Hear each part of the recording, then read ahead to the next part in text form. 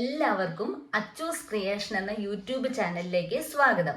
എൻ്റെ പേര് സോണിയ. കണ്ണൂർ യൂണിവേഴ്സിറ്റിയുടെ BA പൊട്ടി സയൻസിന്റെ മാനേജ്മെന്റ് എന്ന സബ്ജക്റ്റിന്റെ രണ്ടാമത്തെ മൊഡ്യൂളാണ് നമ്മൾ ഇന്ന് പഠിക്കുന്നത്. ഒന്നാമത്തെ മൊഡ്യൂൾ നമ്മൾ പാർട്ട് 1, 2, 3 എന്ന ഓർഡറിൽ പഠിപ്പിച്ചു വിട്ടിട്ടുണ്ട്. എല്ലാവരും അത് നല്ലപോലെ പഠിക്കുക, ക്ലാസ് ഒക്കെ കയറി കാണുക. എന്തെങ്കിലും സംശയങ്ങളും കാര്യങ്ങളൊക്കെ ഉണ്ടെങ്കിൽ വീഡിയോയ്ക്ക് താഴെ വന്നിട്ട് നിങ്ങൾ കമന്റ് രൂപത്തിൽ ചോദിച്ചു കഴിഞ്ഞിട്ടുണ്ടെങ്കിൽ മറുപടി തരുന്നതായിരിക്കും. അപ്പോൾ പഠിപ്പിക്കുന്ന കാര്യങ്ങൾ നല്ലപോലെ ശ്രദ്ധിക്കുക. ആദ്യം തന്നെ പറയാണ്, നമ്മളിത് പഠിപ്പിക്കുന്നതിന് മുമ്പ് തന്നെ ഒരു നോട്ട് തയ്യാറാക്കി വെച്ചിട്ടുണ്ട്. അപ്പൊ ആ നോട്ടിനെ ബേസ് ചെയ്തുകൊണ്ടായിരിക്കും നമ്മൾ കാര്യങ്ങൾ പറഞ്ഞു തരുന്നത്. അപ്പൊ നിങ്ങൾക്ക് പഠിക്കാനൊക്കെ കൂടുതൽ എളുപ്പമായിട്ട് മാറുകയും ചെയ്യും. രണ്ടാമത്തെ മൊഡ്യൂളിൽ പറഞ്ഞിരിക്കുന്ന, അതായത് രണ്ടാമത്തെ മൊഡ്യൂളിൽ എന്തൊക്കെ കാര്യങ്ങളാണ് നമുക്ക് പഠിക്കാനുള്ളത് എന്നതാണ് നമ്മൾ ആദ്യം തന്നെ പറഞ്ഞിരിക്കുന്നത്. ഒന്നാമതായിട്ട് planning, 2 organising, 3 staffing, 4 directing, 5 controlling. ഇത്രയും കാര്യങ്ങൾ നമുക്ക് ഈ രണ്ടാമത്തെ മൊഡ്യൂളിൽ പഠിക്കാനുണ്ട്. അപ്പൊ ആദ്യം തന്നെ നമുക്ക് പഠിക്കേണ്ടത് പ്ലാനിങ് എന്താണ്, അതാണ് നമുക്ക് ആദ്യമായിട്ട് പഠിക്കാനുള്ളത്. പ്ലാനിങ്ങിന്റെ ഇമ്പോർട്ടൻസ് എന്താണ്, അങ്ങനത്തെ കുറേ കാര്യങ്ങളുണ്ട്. അപ്പൊ എല്ലാവരും നല്ല ശ്രദ്ധയോട് കൂടിയിട്ട് ക്ലാസ് കേൾക്കുക. അപ്പൊ നമുക്ക് സബ്ജക്റ്റിലേക്ക് വരാം. എന്താണ് പ്ലാനിങ് എന്നാണ് ആദ്യം തന്നെ പറഞ്ഞിരിക്കുന്നത്. ആസൂത്രണം എന്നത് ലക്ഷ്യങ്ങൾ സ്ഥാപിക്കുന്നതിനും അവ നേടുന്നതിനുമുള്ള പ്രവർത്തനഗതി നിർണ്ണയിക്കുന്ന പ്രക്രിയയാണ്. ആരും മറന്നു പോകരുത്. അതായത് ആസൂത്രണം എന്നത് ലക്ഷ്യങ്ങൾ സ്ഥാപിക്കുന്നതിനും അവ നേടുന്നതിനുമുള്ള പ്രവർത്തനഗതി നിർണ്ണയിക്കുന്ന പ്രക്രിയയാണ്.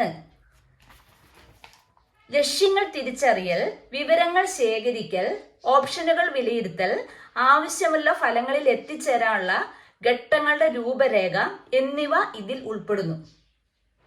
ഫലപ്രദമായ ആസൂത്രണം വഴി വിഭവങ്ങൾ കാര്യക്ഷമമായി വിനിയോഗിക്കാനും സാധ്യതയുള്ള വെല്ലുവിളികൾ മുൻകൂട്ടി കാണാനും ഇത് സഹായിക്കുന്നു. അപ്പൊ എന്താണ് ആസൂത്രണം എന്നും അതിന്റെ ഒരു കൃത്യമായ ഒരു നിർവചനവും നമ്മൾ എപ്പോഴും പഠിച്ചു വെക്കണം. കാരണം വെച്ചാൽ പരീക്ഷയ്ക്ക് ചോദിക്കാൻ ചാൻസ് ഉള്ള ഒരു ക്വസ്റ്റ്യൻ ആണ്. ആരും നിസ്സാരമായിട്ട് വിടരുത്.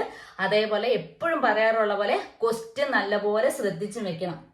അടുത്തത് പറഞ്ഞിരിക്കുന്നത് ഇമ്പോർട്ടൻസ് ഓഫ് പ്ലാനിങ് ആണ്. പ്ലാനിങ്ങിന്റെ പ്രാധാന്യം എന്താണെന്നുള്ളതാണ്. 7 പോയിന്റ് ആണുള്ളത്.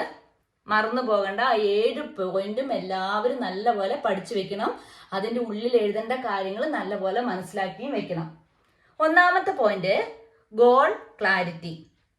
ദിശാബോധം നൽകിക്കൊണ്ട് വ്യക്തമായ ലക്ഷ്യങ്ങളും ആവശ്യമുള്ള ഫലങ്ങളും നിർവചിക്കാൻ സഹായിക്കുന്നു എന്നതാണ് ഗോൾ ക്ലാരിറ്റി എന്നതുകൊണ്ട് ഉദ്ദേശിക്കുന്നത്. രണ്ടാമത് റിസോഴ്സ് അലോക്കേഷൻ. വിഭവങ്ങൾ കാര്യക്ഷമമായി ഉപയോഗിക്കുന്നു, ഫലപ്രദമായി ആസൂത്രണം ഉറപ്പാക്കുന്നു. ഈ 2 കാര്യങ്ങളാണ് റിസോഴ്സ് അലോക്കേഷൻ്റെ ഉള്ളിൽ പറഞ്ഞിരിക്കുന്നത്. 3 റിസ്ക് മാനേജ്മെന്റ്. സാധ്യതയുള്ള വെല്ലുവിളികൾ മുൻകൂട്ടി കാണുന്നത് അപകട സാധ്യതകൾ ലഘൂകരിക്കാനുള്ള തന്ത്രങ്ങൾ വികസിപ്പിക്കുവാൻ അനുവദിക്കുന്നു എന്നതാണ്. 4 ടൈം മാനേജ്മെന്റ്. ജോലിക്കാർക്ക് മുൻഗണന നൽകാനും സമയപരിധികൾ പാലിക്കുന്നുണ്ടെന്ന് ഉറപ്പാക്കാനും സമ്മർദ്ദം കുറയ്ക്കാനും ആസൂത്രണം സഹായിക്കുന്നു. ഇതാണ് ടൈം മാനേജ്മെന്റിന്റെ ഉള്ളിൽ പറഞ്ഞിരിക്കുന്നത്. 5 കോഓർഡിനേഷൻ. ഏകോപനം, അംഗങ്ങൾക്കിടയിൽ സഹകരണം വളർത്തുന്നു, പൊതുവായ ലക്ഷ്യങ്ങളിലേക്കുള്ള ശ്രമങ്ങളെ വിന്യസിക്കുന്നു. ഈ കാര്യമാണ് കോഓർഡിനേഷന്റെ ഉള്ളിൽ പറഞ്ഞിട്ടുള്ളത്. അഡാപ്റ്റബിലിറ്റി ആണ് അടുത്തത്. മാറിക്കൊണ്ടിരിക്കുന്ന സാഹചര്യങ്ങൾക്കനുസൃതമായി ക്രമീകരണങ്ങൾ പ്രതിരോധശേഷി വർദ്ധിപ്പിക്കുന്നതിന് ഒരു കൃത്യമായ പ്ലാൻ അനുവദിക്കുന്നു. 7 പറഞ്ഞിരിക്കുന്നത് പെർഫോമൻസ് മെഷർമെന്റ്. പുരോഗതിയും വിജയവും വിലയിരുത്തുന്നതിനുള്ള മാനദണ്ഡങ്ങൾ ഇത് നൽകുന്നു. തുടർച്ചയായ മെച്ചപ്പെടുത്തൽ അനുവദിക്കുന്നു.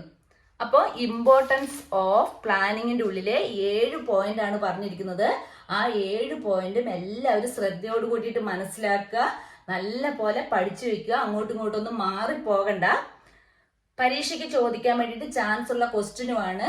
അപ്പൊ എല്ലാവരും അത്രയും ഇമ്പോർട്ടന്റ് കൊടുത്തുകൊണ്ട് വേണം ഇതൊക്കെ പഠിക്കാൻ വേണ്ടിയിട്ട്. ഏത് ചോദ്യം വരുമ്പോഴും ഇപ്പൊ ഇമ്പോർട്ടൻസ് ഓഫ് പ്ലാനിങ് എന്നൊരു ചോദ്യം വന്നാൽ എന്താണ് പ്ലാനിങ് എന്നതുകൂടി എഴുതിയിട്ട് നിങ്ങൾ ഈ ഇമ്പോർട്ടൻസ് ഓഫ് പ്ലാനിങ് എന്നത് എഴുതുക. അപ്പൊ നിങ്ങൾക്ക് കുറച്ചുകൂടി നല്ല രീതിയിൽ മാർക്ക് വാങ്ങിക്കാൻ വേണ്ടിയിട്ട് സാധിക്കുന്നതായിരിക്കും. ഇന്നത്തെ ഈ ഒരു വീഡിയോ അല്ലെങ്കിൽ നമ്മൾ ഇന്ന് ഈ പഠിപ്പിച്ച കാര്യങ്ങൾ നിങ്ങൾക്ക് മനസ്സിലായി എന്ന് വിചാരിക്കുന്നു. ആർക്കെങ്കിലും എന്തെങ്കിലും സംശയങ്ങളോ കാര്യങ്ങളോ ഉണ്ട് എങ്കിൽ നിങ്ങൾക്ക് വീഡിയോന്റെ താഴെ വന്ന് കമന്റ് രൂപത്തിൽ ചോദിച്ചാൽ മതി.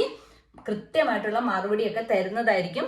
അതേപോലെ തന്നെ മുൻപത്തെ മൊഡ്യൂൾ, അതായത് 1ാമത്തെ മൊഡ്യൂള് നിങ്ങൾ എല്ലാവരും കയറി കാണുക, അത് നല്ലപോലെ പഠിക്കുക. ശേഷം 2ാമത്തെ മൊഡ്യൂളിലേക്ക് വരിക.